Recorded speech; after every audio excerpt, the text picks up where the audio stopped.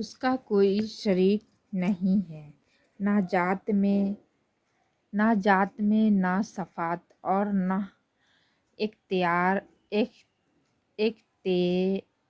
اختیارات میں۔ مرنے کے بعد ہماری زندگی کی حساب بھی وہی لے گئے اور عمل کے مطابق بدلے دے گئے۔ ہمیں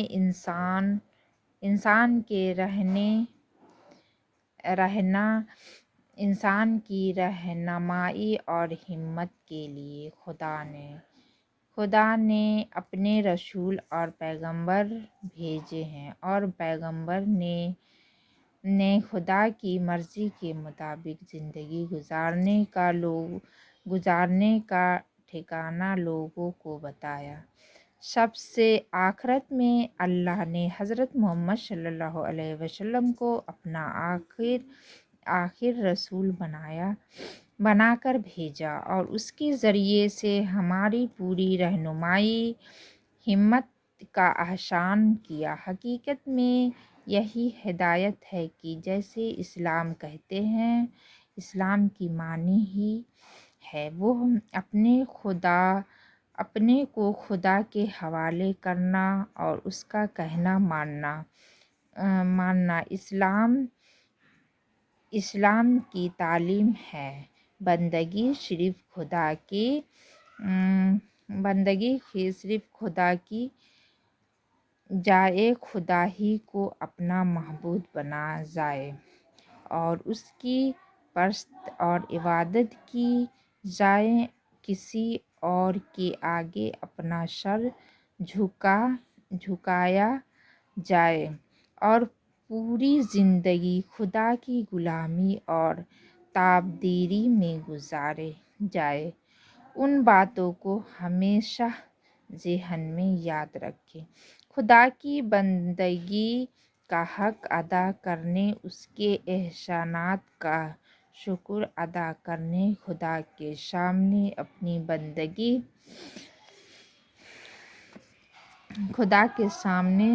بندگی کی اظہار اور خدا کی بڑائی اور حکمرانی کا اقرار کرنے کے لیے اسلام نے جو عبادت نظام پیش کیا ہے، اس میں سے ایک اہم عبادت نماز ہے۔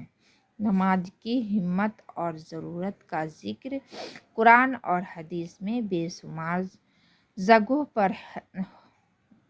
پر ہوا ہے۔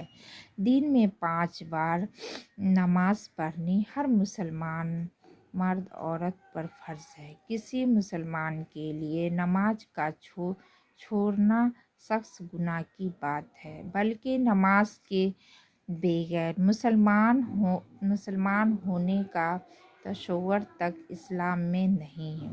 اللہ تعالیٰ نے رسول صلی اللہ علیہ وسلم کا فرمان کہا، نماز دین کا ستون ہے، جس نے اسے قائم رکھا اس نے دین کو قائم رکھا، اور جس نے اسے ڈھا دیا اس نے پورے دین کو ڈھا دیا۔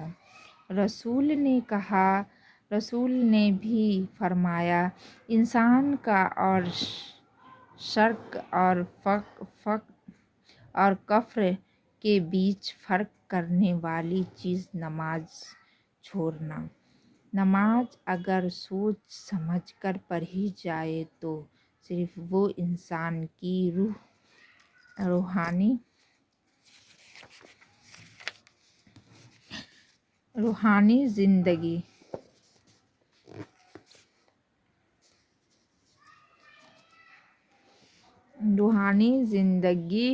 زندگی کو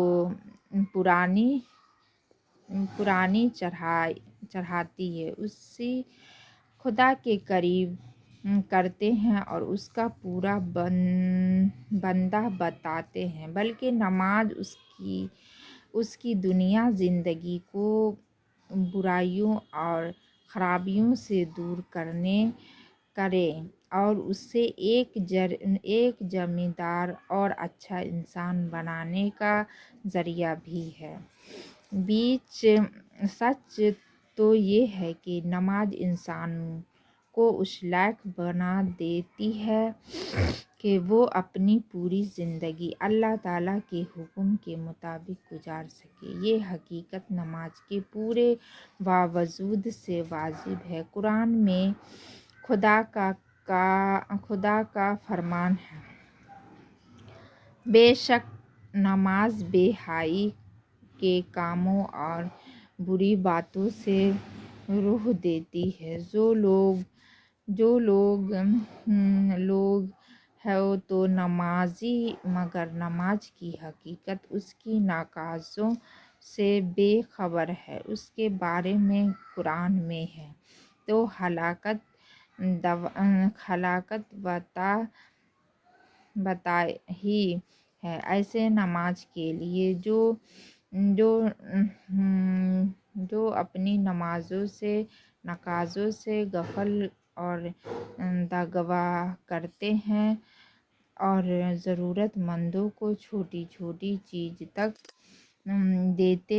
دینے سے انکار کرتے ہیں، اللہ کے نبی حضرت محمد صلی اللہ علیہ وسلم نے فرمایا، جس کی نماز نے اسے بے شماری اور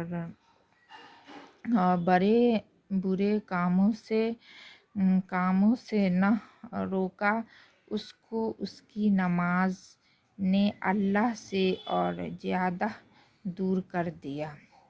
اسلام کی اس ہدایتوں کی روشنی ہے ہمیں اپنی نمازوں کی پابندی کرتے رہنا چاہیے۔ ہماری پوری عملی زندگی ہماری نماز کے مطابق چاہے ایسا تب ہی ممکن ہے جب ہم نماز کو سمجھ بوجھ کر پڑھیں۔ نماز پڑھتے وقت یہ خیال اپنے ذہن میں رکھیں کہ ہم اپنے رب کے سامنے کھڑے ہوئے ہیں اور اس سے باتیں کرتے ہیں، اور یہ ہے کہ ہمارا رب ہمیں دیکھ رہا ہے، ہماری باتیں سن رہا ہے۔ نماز میں اللہ تعالیٰ سے جو وعد اور عہد ہم نے کیے ہیں ان کو سامنے رکھ کر اپنی زندگی کا جائزہ لیتے رہیں اور ان وعدوں کو نبھانے کی پھر پوری کوشش کریں۔ تمازاح، دعوی، جھوٹ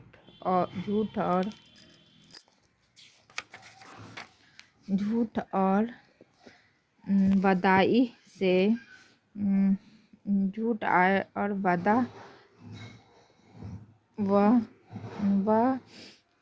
خلافی جیسی برائیوں کو اپنی زندگی سے نکال باہر پھینکیں۔ اس کتاب میں نماز میں پڑھی جانے والی آیتوں اور دعاؤں کے ترجمے بھی دیے گئے ہیں تاکہ یاد کرتے وقت ان کا مطلب بھی دماغ میں بیٹھ جائے اور نماز یہ سمجھ لے کہ وہ اپنے رب سے کہہ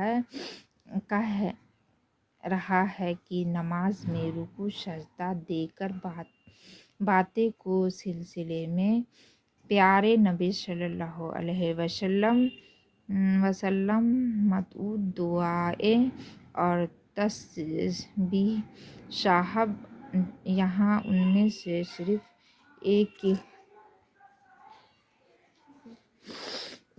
صرف ایک ہی کو بیان کیا جاتا ہے تاکہ عام لوگ آسانی سے یاد رکھیں۔ الحمدللہ اس کتاب میں اتنی مقبولیت حاصل ہوئی کہ اب تک اردو، ہندی، انگلش اور مراٹھی میں بھی کثیر طبع ہو چکی ہے۔ اس کتاب میں زیادہ سے زیادہ مفید بنانے سے سلسلے میں آنے والے مشہوروں کا خیر مقدم کیا جائے گا۔ اگر یہ ویڈیو اچھی لگی تو سبسکرائب لائک ضرور کیجیے گا، اور اس نماز کے بدلے میں نئی ویڈیو آپ کے پاس آتی رہے گی۔